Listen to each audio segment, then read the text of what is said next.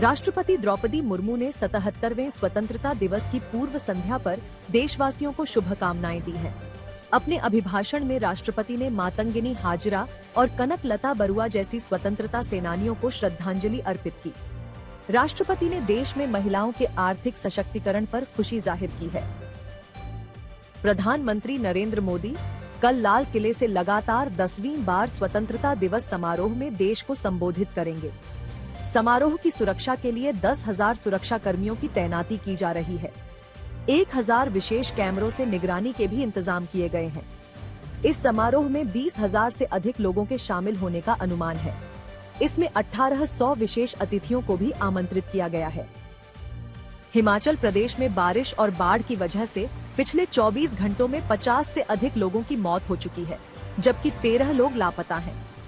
बारिश की वजह से शिमला में एक शिव मंदिर भी भूस्खलन की चपेट में आ गया, जहां कम से कम 10 लोगों की मौत हो गई। सोलन और मंडी में भी बाढ़ ने भयानक तबाही मचाई है।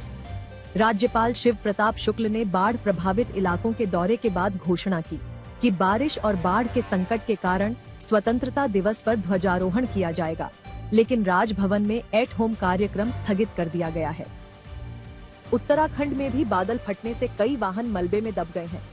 कर्णप्रयाग शिमला टनल में बारिश का पानी भर जाने से 100 से ज्यादा मजदूरों के फंसने की खबर है। मजदूरों के राहत बचाव की कोशिश जारी है। बारिश के कारण मंदाकिनी नदी में भी उफान है और देहरादून से ऋषिकेश तक बाढ़ के हालात हैं। मौसम विभाग की चेतावनी और बारिश की वजह से केदारनाथ, बद्रीनाथ, गंगोत्री समेत चारों धामों की यात्रा 2 दिनों के लिए स्थगित की गई है। कांग्रेस नेता रणदीप सिंह सुरजेवाला की ओर से बीजेपी समर्थक मतदाताओं को अपमानजनक शब्द बोलने पर बीजेपी की ओर से विरोध जताया गया है। सुरजेवाला ने हरियाणा के कैथल में उदय सिंह किले पर आयोजित जन आक्रोश रैली में कहा था कि भाजपा का जो समर्थन करता है या जो भी उन्हें वोट देता है वह राक्षस प्रवृत्ति का है। मैं उन्हें महाभारत की धरती से शाप देता हूं। सुरजेवाला के बयान पर तीखी प्रतिक्रिया देते हुए मुख्यमंत्री मनोहर लाल ने कहा कि राक्षस प्रवृत्ति का व्यक्ति ही इस तरह का बयान दे सकता है। इसका संज्ञान लिया जाएगा। मध्य प्रदेश में कांग्रेस नेता प्रियंका गांधी वाड्रा और कमलनाथ समेत 3 नेताओं पर मुकदमा दर्ज होने के विरोध में कांग्रेस पार्टी ने विरोध प्रदर्शन किया। प्रियंका गांधी ने शिवराज सिंह चौहान सरकार पर 50% कमीशन वाली सरकार का आरोप लगाया था। पुलिस ने कहा है कि ठेकेदारों के संगठन की ओर से लिखी गई जिस चिट्ठी के बिना पर प्रियंका गांधी ने आरोप लगाए हैं वो फर्जी चिट्ठी प्रतीत हो रही है। बीजेपी की ओर से राज्य के 41 जिलों में कांग्रेस नेताओं के खिलाफ मुकदमा दर्ज कराने की बात कही गई है। महाराष्ट्र में एनसीपी अध्यक्ष शरद पवार और उप मुख्यमंत्री अजित पवार की मुलाकात को लेकर शिवसेना ने आपत्ति जताई है। अपने मुखपत्र सामना में कहा है कि इस तरह की मुलाकातों से जनता में भ्रम पैदा हो रहा है। एनसीपी की ओर से कहा गया है कि पारिवारिक मुलाकात पर राजनीति नहीं होनी चाहिए। काशी ज्ञानवापी की तरह मथुरा में श्री कृष्ण जन्मभूमि में भी सर्वे करने की मांग पर सुप्रीम कोर्ट में याचिका दी गई है। श्री कृष्ण जन्मभूमि मुक्ति निर्माण ट्रस्ट ने कहा है कि शाही मस्जिद ईदगाह प्रबंधन समिति के दावे की विश्वसनीयता सुनिश्चित करने के लिए वैज्ञानिक सर्वेक्षण करना अनिवार्य है। याचिका में 1968 में हुए समझौते को भी खारिज किया गया है। देश में खुदरा महंगाई दर पिछले 15 महीने के उच्चतम स्तर पर पहुंच गई है। सब्जी की कीमतों में आए उछाल के कारण खुदरा महंगाई दर 7.44% तक पहुंच चुकी है। इससे पहले जून महीने में खुदरा महंगाई दर 4.87% थी। पाकिस्तान के कार्यवाहक प्रधानमंत्री अनवार उल हक ने आज पद और गोपनीयता की शपथ ले ली है। 52 साल के अनवार उल हक पश्तून समुदाय के हैं और बलोचिस्तान अवामी पार्टी के सदस्य हैं। स्वतंत्रता दिवस की पूर्व संध्या पर पूरा देश 2 रंगों में डूबा हुआ है। एक है देशभक्ति का रंग और दूसरा है लॉन्ग वीकेंड का रंग। आप में से बहुत सारे लोग आज तिरंगा खरीद रहे होंगे। मैंने आज देखा सड़कों पर बहुत सारे लोगों ने अपनी गाड़ियों पर, अपने मोटरसाइकिल पर, अपने 2 व्हीलर्स पर तिरंगा लगाया हुआ है। बहुत सारे लोगों ने अपने घरों पर तिरंगा लगाया हुआ है और एक बड़ी संख्या में ऐसे लोग हैं जिन्होंने अपना डीपी बदल दिया है और अपने डीपी पर अपनी तस्वीर हटाकर थोड़े दिनों के लिए तिरंगा लगा दिया है। तो ये सारे बदलाव हमारे समाज में आ रहे हैं, लेकिन एक और बदलाव भी आ रहा है। इस देशभक्ति के रंग के साथ एक दूसरा रंग भी है, लॉन्ग वीकेंड का रंग। कहने को तो आज सोमवार है, यानी हफ्ते का पहला दिन, और सोमवार को हम ये मानते हैं कि हफ्ते का सबसे कठिन दिन सोमवार ही होता है, और पूरे हफ्ते के पहला दिन होने के नाते आज सबसे ज्यादा काम करते हैं लोग।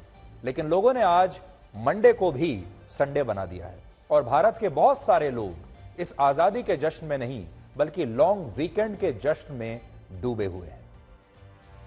लॉन्ग वीकेंड का मतलब है लंबी छुट्टी, और यह लंबी छुट्टी कुल 4 दिनों की है, जिनमें 12 और 13 अगस्त को शनिवार और रविवार था, और 15 अगस्त को यानी कल स्वतंत्रता दिवस पर पब्लिक हॉलिडे है, सार्वजनिक अवकाश है, पब्लिक हॉलिडे है। और इनमें 14 अगस्त का ही एक अकेला ऐसा दिन था जब लोगों को आज के दिन अपने दफ्तर जाना था, काम पर जाना था, लेकिन बड़ी संख्या में लोगों ने आज अपने दफ्तरों से छुट्टी ले ली है। अब पहले तो मैं ये स्पष्ट कर दूं कि हमें छुट्टी लेने से कोई किसी की समस्या नहीं है। छुट्टी लेना किसी का भी अधिकार है, हर कर्मचारी को छुट्टी लेने का पूरा अधिकार है। लेकिन छुट्टी सच बोलकर ली गई है या छुट्टी बहाना बनाकर ली गई है, आज इस पर हम चर्चा कर रहे हैं। एक अनुमान के मुताबिक भारत की 25 लाख कंपनियों के लगभग 28% कर्मचारी आज इसलिए छुट्टी पर हैं ताकि वो लॉन्ग वीकेंड का आनंद ले सके। लेकिन इनमें से ज्यादातर कर्मचारियों ने सच बोलकर नहीं बल्कि कोई ना कोई बहाना बनाकर आज की छुट्टी ली है, और लोगों ने अपनी तमाम कल्पनाओं का इस्तेमाल किया, लोगों ने अपनी तमाम क्रिएटिविटी का इस्तेमाल किया कि कोई ऐसा बहाना बनाया जाए जो कि बिल्कुल सच लगे, जेन्युइन लगे।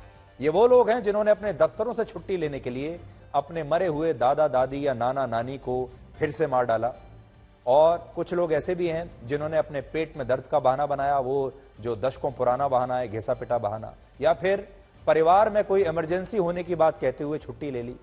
कुछ लोगों ने तो यह भी बहाना बनाया कि बारिश की वजह से उनके घर के बाहर काफी पानी भरा हुआ है, जो ऐसे राज्यों में रहते हैं जहां बहुत बारिश हुई है, और बहुत सारे लोगों ने यह कहा कि उनके परिवार का कोई सदस्य अस्पताल में भर्ती है, इसलिए उन्हें अस्पताल जाना पड़ रहा है, और इसकी वजह से ये तमाम लोग 14 अगस्त को यानी आज के दिन दफ्तर नहीं आ सकते, क्योंकि 15 अगस्त को पहले से ही पब्लिक हॉलिडे है। इसलिए सारे लोग अब 16 अगस्त को अपने अपने दफ्तर आएंगे। लेकिन बड़ी बात यह है कि कुछ कंपनियों ने अब ऐसे एम्प्लॉइज को मेल पर अपने बहानों की पुष्टि करने के लिए भी कह दिया है। अब इसमें सबसे इंटरेस्टिंग बात यह है कि जितने भी लोग हैं जो आज के दिन बीमार पड़े होंगे, ये आप देखिएगा, बड़े दिलचस्प बात यह है कि ये कल शाम होते होते सारे लोग ठीक हो जाएंगे और परसों यानी बुधवार को ये दफ्तर आ जाएंगे। आप अब ये वीडियो देखिए जिसमें कंपनी के दफ्तर के बाहर ये लिखा है कि ये दफ्तर उन सभी कर्मचारियों के जल्द स्वस्थ होने की कामना करता है जो 14 अगस्त को यानी आज सोमवार के दिन बीमार हो गए हैं। देखिए आप। और आज अगर आप सोशल मीडिया पर भी जाएंगे तो आज बहुत सारे मीम्स सोशल मीडिया पर चल रहे हैं, लोग एक दूसरे से मजाक कर रहे हैं और चर्चाएं इस बात की हो रही हैं कि कौन कैसा बहाना बनाकर आज के दिन छुट्टी ले रहा है। हम यहां यह बिल्कुल नहीं कह रहे कि 14 अगस्त को छुट्टी लेने वाले सभी लोगों ने झूठ ही बोला है या ये सभी लोग गलत हैं। यह स्पष्टीकरण पहले ही दे दें। बहुत सारे लोग ऐसे होंगे जो जेन्युइनली बीमार होंगे, जिन्हें कोई ना कोई परेशानी सचमुच में रही होगी। लेकिन एक बड़ा तथ्य यह भी है कि बहुत सारे लोगों ने लॉन्ग वीकेंड मनाने के लिए आज अपने दफ्तरों में बहानों की बहार लगा दी है, और आज यही बहानों की बहार हम आपको दिखाना चाहते हैं। किसी भी देश का निर्माण वहां के लोगों से होता है, देश लोगों से बनता है, और जब ये लोग परिश्रमी होते हैं, अनुशासित होते हैं, कर्मठ होते हैं, तो उस देश का भाग्य बहुत अच्छा होता है। उस देश का भाग्य बदलना निश्चित होता है, उस देश का भविष्य बहुत उज्जवल होता है।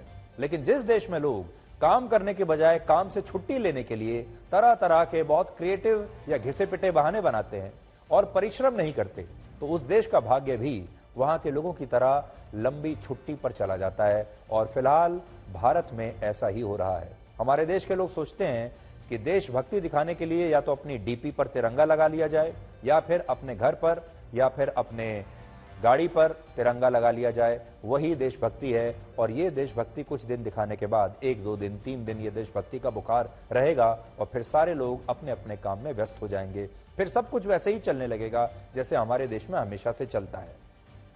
सिर्फ ये जो देशभक्ति की जो लहर आती है ये 2 बार आती है, एक बार 15 अगस्त के आसपास और दूसरी बार 26 जनवरी के आसपास।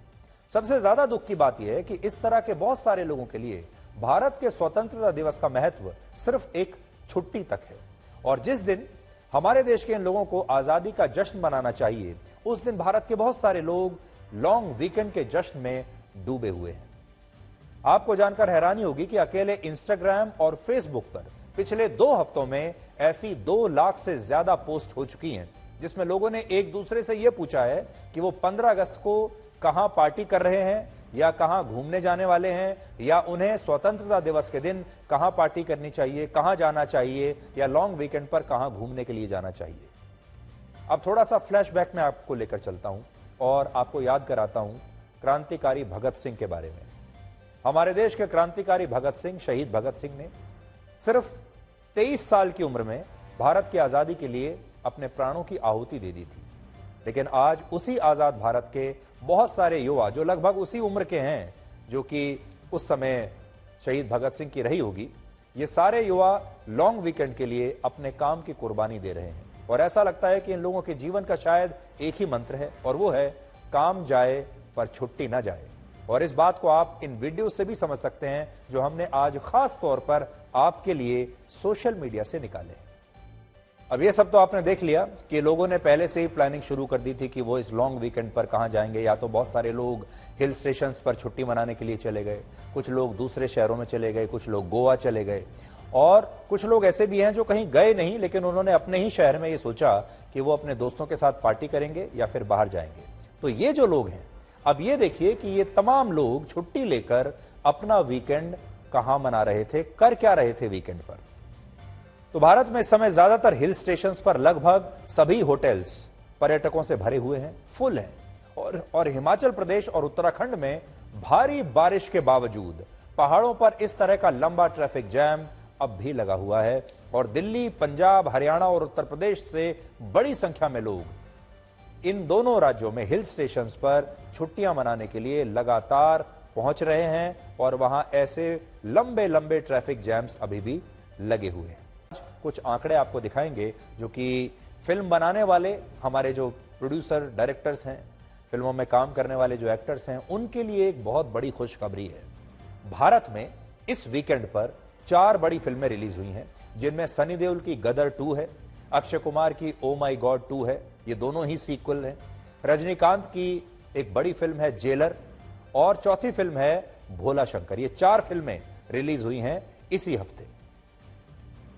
अब सोचिए, ये फिल्में पिछले 3 दिन में 390 करोड़ रुपए का बिजनेस बॉक्स ऑफिस पर कर चुकी हैं, लगभग 400 करोड़ मान लीजिए। और पिछले 3 दिन में 2 करोड़ 10 लाख लोगों ने सिनेमा हॉल्स में जाकर इन फिल्मों को देखा है।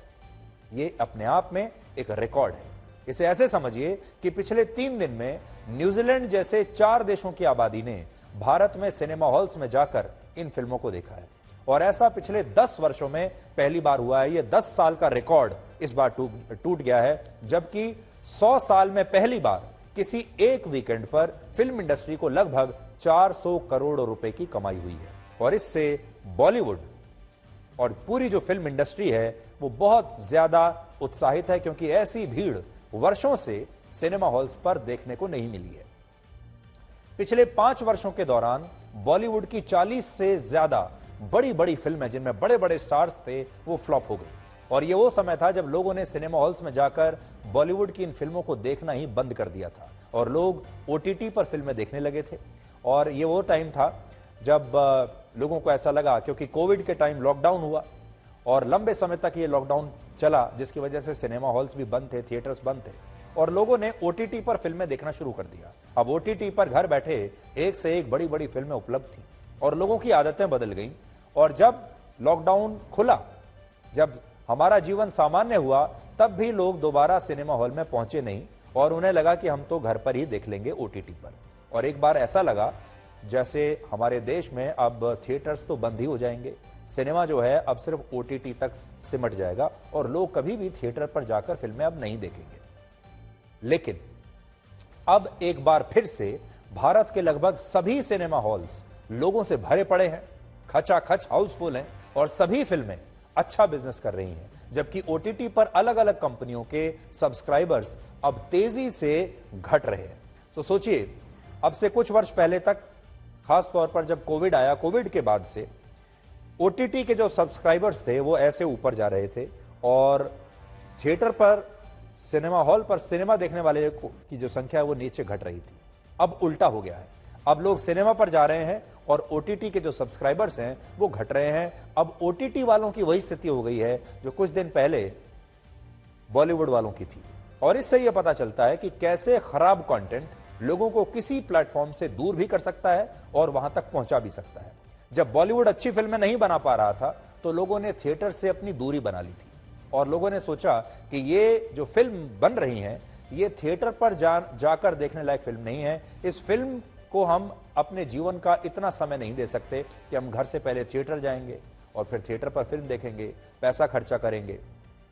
और लोगों को लगा कि ये तो ओटीटी लायक फिल्म ही है। और अब जब ओटीटी ने इन्हीं लोगों को गंभीरता से लेना बंद कर दिया, उसके बाद क्या हुआ, ओटीटी ने फिल्मों की बाढ़ लगा दी और एक के बाद एक वेब सीरीज आने लगी, फिल्में आने लगी और लोग जो हैं उससे भी परेशान होने लगे क्योंकि ओटीटी अपनी उस क्वालिटी को मेंटेन करके नहीं रख पाया।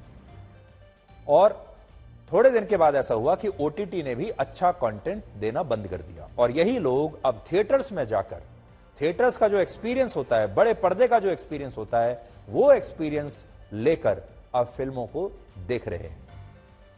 भारत के लोगों का ओटीटी से इसलिए भी मोह भंग हो रहा है क्योंकि ओटीटी लोगों को बड़ी स्क्रीन का अनुभव नहीं दे पाता और कई फिल्में ऐसी होती हैं जिन्हें आप बड़ी स्क्रीन पर अगर देखते हैं तो आपका एक अनुभव जो होता है, एक्सपीरियंस जो थिएटर का होता है, वो बदल जाता है। हालांकि इस बदलाव में एक और चीज नोट करने वाली यह है कि इस वीकेंड पर जो 3 बड़ी फिल्में रिलीज हुई, उनमें से 2 फिल्में पुरानी फिल्मों का ही सीक्वल है, यानी उन्होंने जो पुरानी हिट फिल्में हैं उन्हीं को रीपैकेज करके लोगों के सामने रखा है।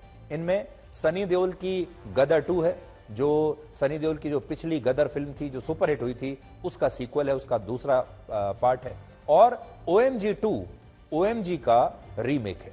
और इससे यह समझ में आता है कि हमारी फिल्म इंडस्ट्री में ओरिजिनल यानी मौलिक कहानियों की काफी कमी है और आज भी जो बड़े बड़े प्रोड्यूसर्स हैं, डायरेक्टर्स हैं, वो ये सोचते हैं कि नया रिस्क लेने की बजाय, एक नया कैरेक्टर गढ़ने की बजाय हम पुराना टाइटल लेते हैं, पुरानी फिल्म लेते हैं और उसी का एक पार्ट 2 बनाकर लोगों के सामने रख देते हैं।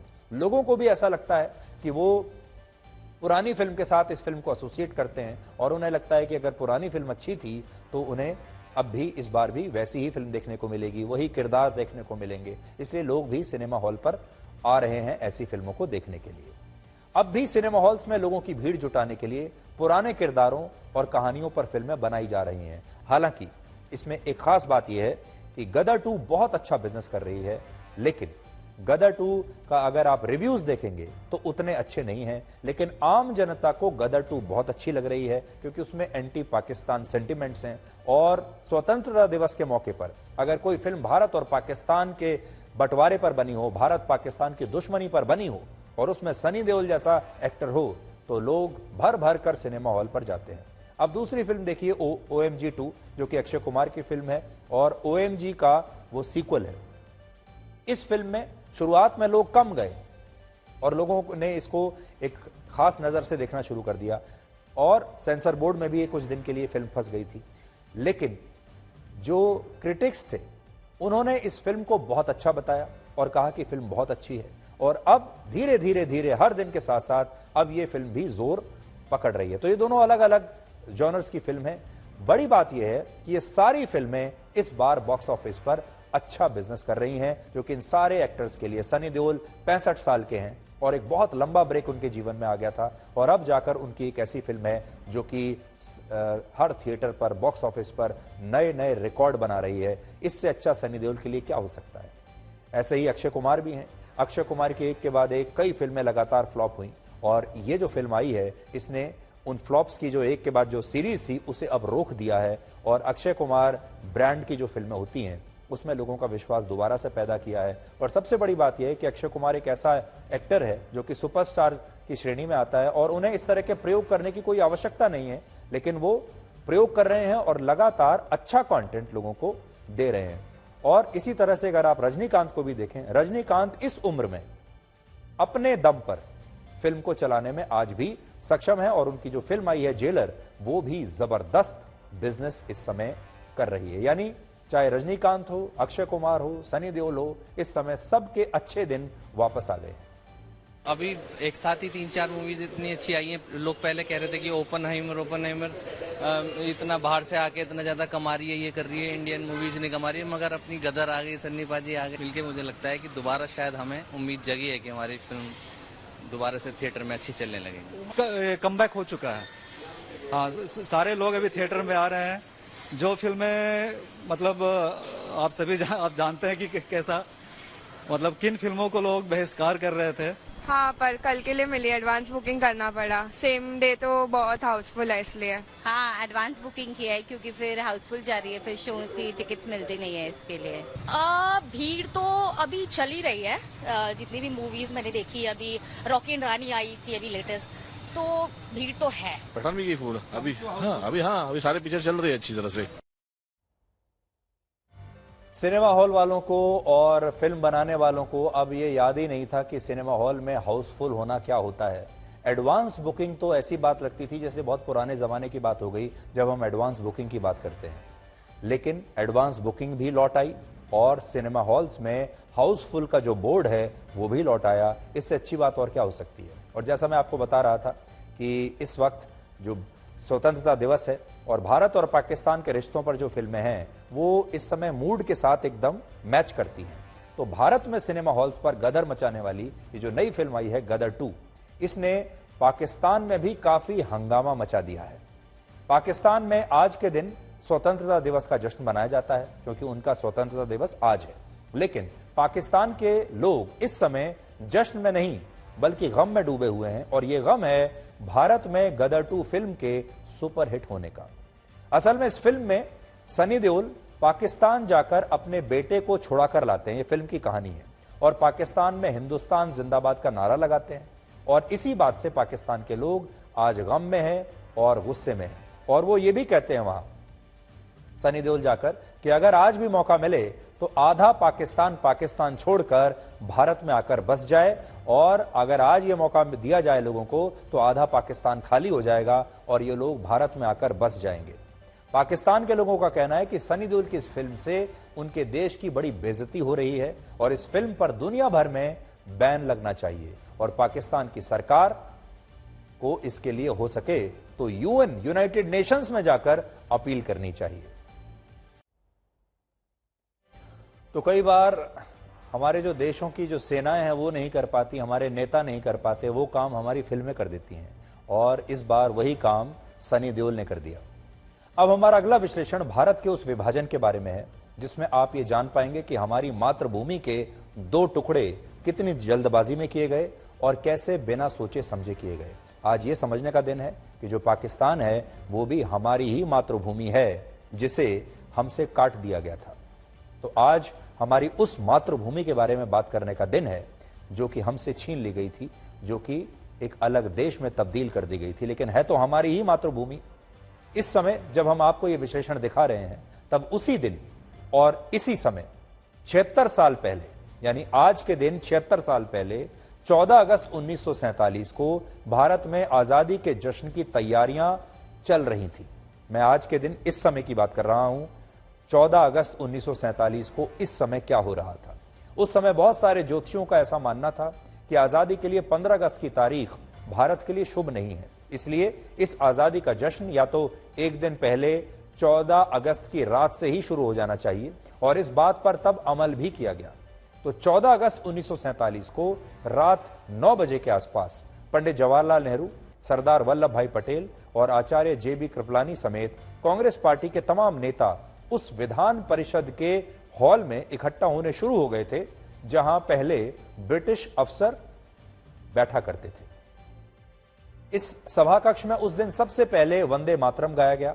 इसके बाद पंडित नेहरू ने इस बैठक में वो भाषण दिया जिसे इतिहास की किताबों में ट्रस्ट विद डेस्टिनी स्पीच के नाम से याद किया जाता है और इसका मतलब होता है नियति से साक्षात्कार।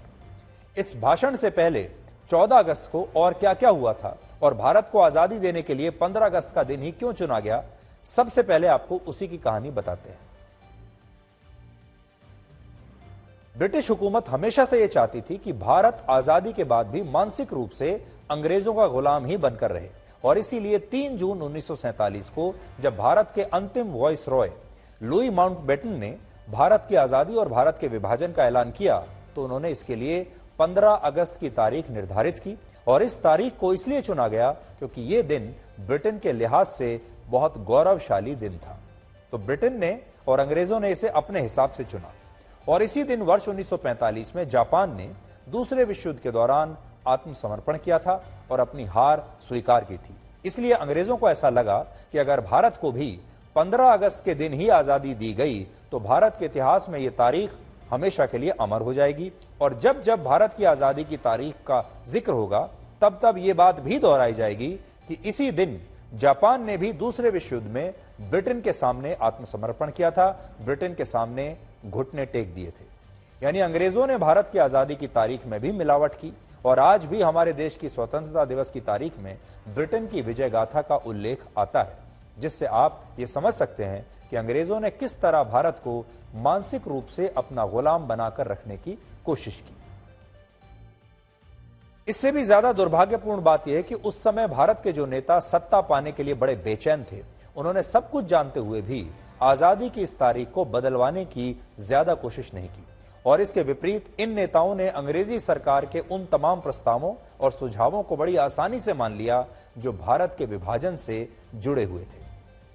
3 जून 1947 को जब भारत के आखिरी वाइसरॉय लुई माउंटबेटन ने यह ऐलान किया कि मोहम्मद अली जिन्ना और कांग्रेस पार्टी भारत और पाकिस्तान के विभाजन पर सहमत हो गए हैं, तो इस ऐलान पर वहां मौजूद कांग्रेस पार्टी के लगभग सभी नेता तालियां बजा रहे थे। सोचिए, जब हमारी मातृभूमि को काटा जा रहा था तब कांग्रेस और पंडित जवाहरलाल नेहरू समेत बाकी के बड़े नेता इससे सहमत थे, जबकि महात्मा गांधी ने इस विभाजन की पीड़ा को पहले ही समझ लिया था। 3 जून 1947 को जब बंटवारे का ऐलान हुआ तब महात्मा गांधी ने एक प्रार्थना सभा में यह कहा कि इस बंटवारे के लिए ब्रिटिश वाइसरॉय को दोष देने का कोई फायदा नहीं है, बल्कि इसके लिए तो अपने आप को ही देखना चाहिए और सोचना चाहिए कि ऐसा क्यों हुआ। असल में उस समय महात्मा गांधी कांग्रेस पार्टी के नेताओं और अविभाजित भारत के लोगों को यह समझाना चाहते थे कि वो स्वयं ही इस विभाजन के लिए जिम्मेदार हैं।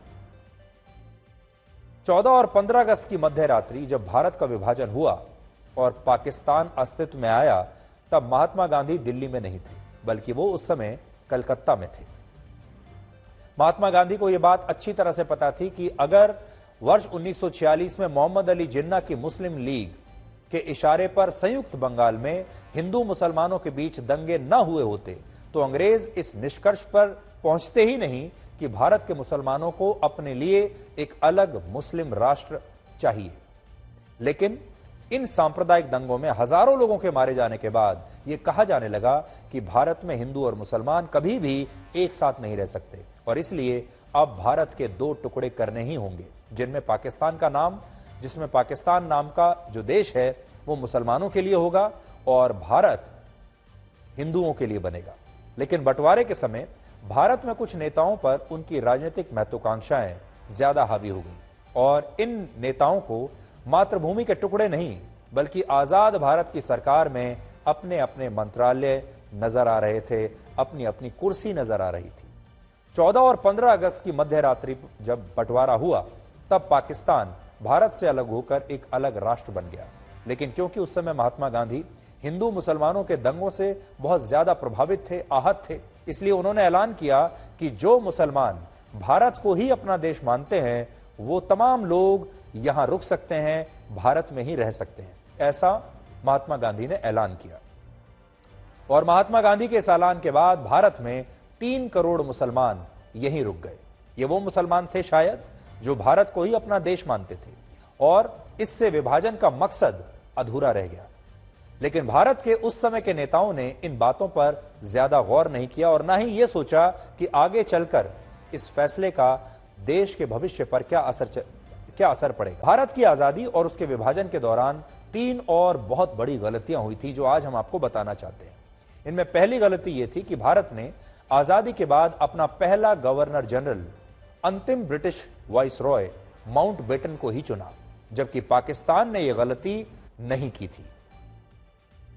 मोहम्मद अली जिन्ना जानते थे कि पाकिस्तान को सही मायनों में आजादी तभी मिलेगी जब एक मुस्लिम व्यक्ति पाकिस्तान का पहला गवर्नर जनरल बनेगा, और मोहम्मद अली जिन्ना ने तब अपने आप को इस पद पर नियुक्त किया, जबकि भारत ने अंग्रेजों से आजाद होकर भी एक अंग्रेज को ही अपना गवर्नर जनरल नियुक्त कर दिया। तो सोचिए कैसी आजादी थी। इसके बाद 15 अगस्त को जब आजादी का मुख्य समारोह हुआ तो इस आजादी के समारोह में सबसे पहले सुबह 9:25 पर माउंटबेटन को आजाद भारत के पहले गवर्नर जनरल के तौर पर सलामी दी गई, और यह दूसरी सबसे बड़ी गलती थी। तो आप जब ये देखेंगे तो आपको ऐसा लगेगा कि एक फ्रेंडली मैच हो रहा है। तीसरी बड़ी गलती यह थी कि भारत और पाकिस्तान के बीच विभाजन की लकीरें एक ऐसे व्यक्ति ने खींची, ये जिम्मेदारी एक ऐसे व्यक्ति को दी गई जो 1947 से पहले कभी एक दिन के लिए भी भारत नहीं आया था, इससे पहले कभी भारत आया ही नहीं, और जो भारत के बारे में कुछ नहीं जानता था। और इस व्यक्ति का नाम था सिरिल रेडक्लिफ। इतिहास की किताबों में आपने उसका नाम जरूर सुना होगा।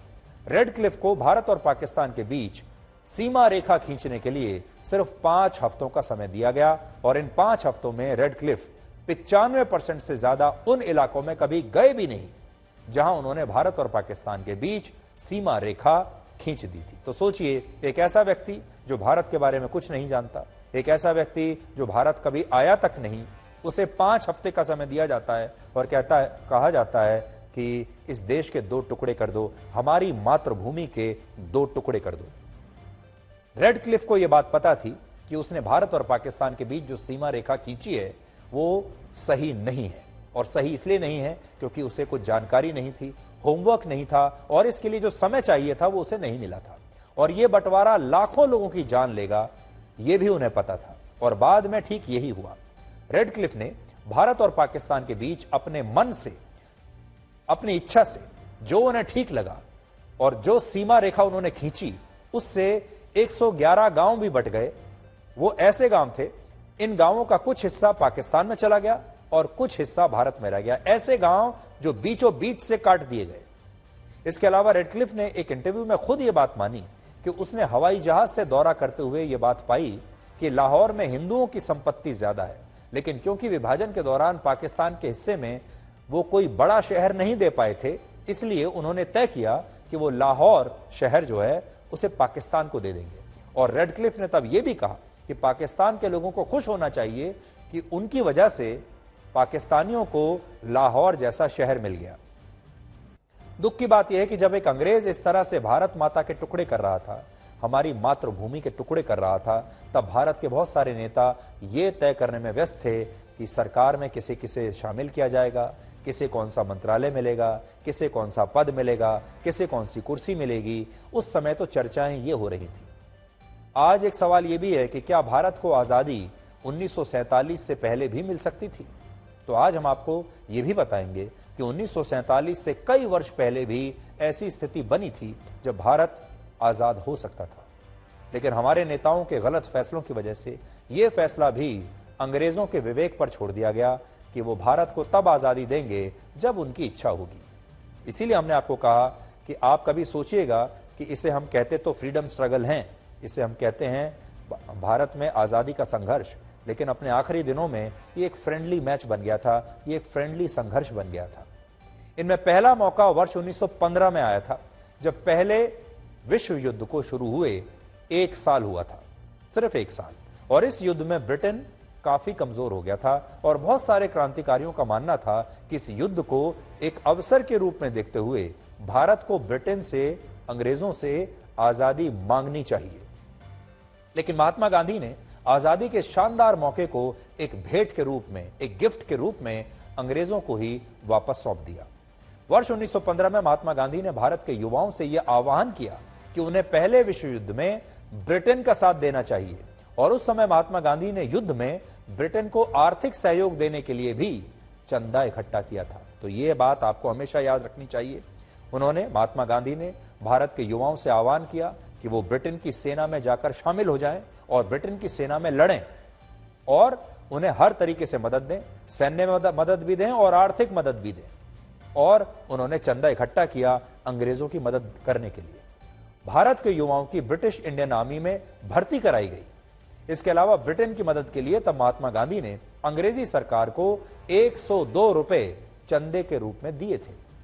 तो यह पहला मौका था जब हमने आजादी को ठुकराकर अंग्रेजी सरकार के शासन को बरकरार रखा और महात्मा गांधी को यह लगा कि इस समय अंग्रेजों पर दबाव डालना ठीक नहीं है, इस समय अंग्रेजों की हालत अच्छी नहीं है, इस समय उनका जो दौर है बड़े बुरे दौर से गुजर रहे हैं, ऐसे में हमें अंग्रेजों का साथ देना चाहिए और बाद में अगर अंग्रेज खुश हो गए हमारी वफादारी से तो शायद वो भीख के रूप में या इनाम के रूप में हमें आजादी दे देंगे। लेकिन उस समय अगर भारत ने, क्रांतिकारियों ने दबाव डाला होता तो अंग्रेज हमारे दबाव में आ सकते थे, क्योंकि वो बहुत कमजोर स्थिति में थे। आजादी का दूसरा मौका आया दूसरे विश्व युद्ध के दौरान। तो पहला तो हमने आपको बताया फर्स्ट वर्ल्ड वॉर के दौरान, अब देखिए सेकेंड वर्ल्ड वॉर के दौरान क्या हुआ। उस समय कांग्रेस पार्टी के नेता इस बात को लेकर दो धड़ों में बंट गए थे कि उन्हें दूसरे विश्व युद्ध में ब्रिटेन का समर्थन करना चाहिए या उस दौरान ब्रिटेन से आजादी की मांग करनी चाहिए। इस मुद्दे पर जो नेता अंग्रेजों के पक्ष में थे उनमें पहला नाम हर बार की तरह महात्मा गांधी का था। पिछली बार की तरह इस बार भी महात्मा गांधी ने अंग्रेजों का साथ दिया और बाकियों से भी कहा कि आप अंग्रेजों का साथ दीजिए, आजादी मत मांगिए। वर्ष 1939 में जब दूसरा विश्व युद्ध शुरू हुआ तब महात्मा गांधी सितंबर के महीने में भारत के तत्कालीन ब्रिटिश वाइसरॉय लॉर्ड लिनलिथगो से मिलने के लिए शिमला गए और इस मुलाकात में उन्होंने ये कहा कि उनकी आंखों में ये सोचकर आंसू आ जाते हैं कि इस युद्ध में इंग्लैंड के रॉयल चर्च पर भी बम गिराए जा सकते हैं।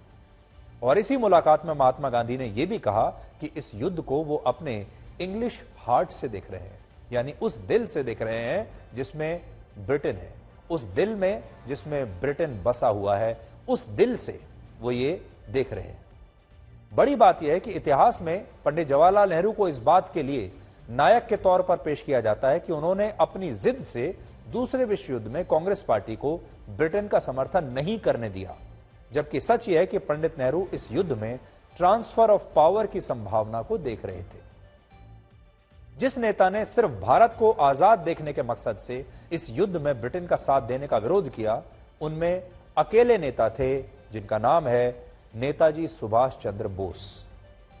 Netaji Subhash Chandra Bose transfer of power की नहीं बल्कि सिर्फ भारत की आजादी की बात कर रहे थे और उन्होंने भारत के लोगों में एक ऐसी क्रांति का संचार किया कि भारत में महात्मा गांधी अगर कहीं जाते थे तो लोग उनसे यह पूछते थे कि वो इंग्लैंड के लिए इतने भावुक क्यों हैं, अंग्रेजों के लिए इतने भावुक क्यों हैं और वो अंग्रेजों का इतना समर्थन क्यों कर रहे हैं। आम जनता महात्मा गांधी से सवाल पूछती थी जब वो सड़कों पर निकलते थे।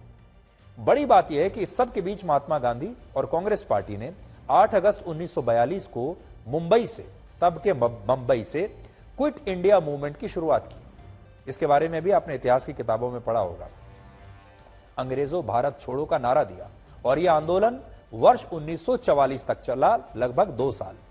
बहुत सारे इतिहासकार मानते हैं कि इस आंदोलन ने अंग्रेजों को भारत छोड़ने के लिए मजबूर किया और आपको भी आपके स्कूल कॉलेज में यही पढ़ाया गया होगा कि क्विट इंडिया मूवमेंट के बाद अंग्रेजों पर बड़ा दबाव पड़ा और इसलिए उन्होंने हमें आजादी दे दी।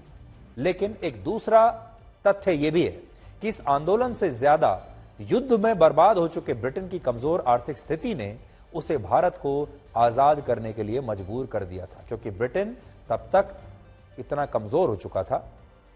दूसरे विश्व युद्ध में उसे बहुत बुरी स्थिति का सामना करना पड़ा था और उस समय उसने अपनी इच्छा से, स्वेच्छा से ही, मजबूरी में भारत को आजादी दे दी। ऐसा नहीं है कि उसके ऊपर भारत के जो लोग थे, ये सारे नेता थे, इन्होंने बहुत जबरदस्त कोई दबाव डाल दिया था। अंग्रेजों से भारत संभल ही नहीं रहा था और जो पैसा भारत से अंग्रेज ले जाना चाहते थे, जितना लूटना चाहते थे, वो सब कुछ कर चुके थे। अब भारत में और पैसा लगाने के लिए, अपनी सेनाओं को भारत में रखने के लिए उनके पास और पैसा बचा भी नहीं था। 1942 में ऑस्ट्रेलिया, 1948 में म्यांमार, 1948 में ही आयरलैंड, 1947 में न्यूजीलैंड, 1948 में इजराइल, 1948 में ही श्रीलंका और 1947 में ही भूटान को ब्रिटिश शासन की गुलामी से आजादी मिली थी। ये सारे वो देश हैं जिन्हें हमारी आजादी के आसपास आजादी मिली है। और इन देशों में इस दौरान अंग्रेजों भारत छोड़ो आंदोलन नहीं हुआ था। जैसा हमारा जिस आंदोलन की हम बात करते हैं कि हमने आंदोलन किया अंग्रेजों भारत छोड़ो, और उस आंदोलन की वजह से हमें आजादी मिली, लेकिन इन तमाम देशों में ऐसा कोई आंदोलन नहीं हुआ अंग्रेजों के खिलाफ।